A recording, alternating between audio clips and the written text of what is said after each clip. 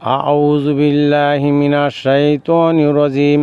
বিসমিল্লাহির রহমানির রহিম। আল্লাহ পাক রব্বুল আলামিন কুরআনুল কারিমে ৯৭ নং সূরা আল কদর কুরআনুল কারিমকে উল্লেখ করিয়া ইরশাদ করেন যে, ইন্না আনজালনাহু ফি লাইলাতিল কদর, কদরের রাত্রেই আমি এই কুরআনুল কারিম নাজিল করিয়াছি।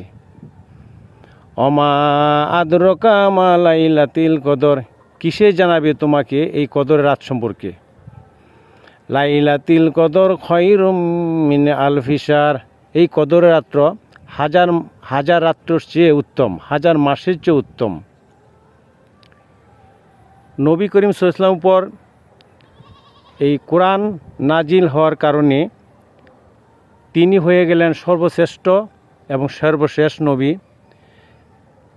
আর যে মাসে কোরআন নাজিল হয়ে গেছে সেই মাস রমজান মাস হয়ে গেল সর্বশ্রেষ্ঠ মাস, যার মাধ্যমে যে ফেরেশতার মাধ্যমে ওহী হিসাবে নবী করিম সাল্লাল্লাহু আলাইহি ওয়াসাল্লামের উপর কোরআন নাজিল হয়েছে, তিনি হয়ে গেলেন সর্বশ্রেষ্ঠ ফেরেশতা।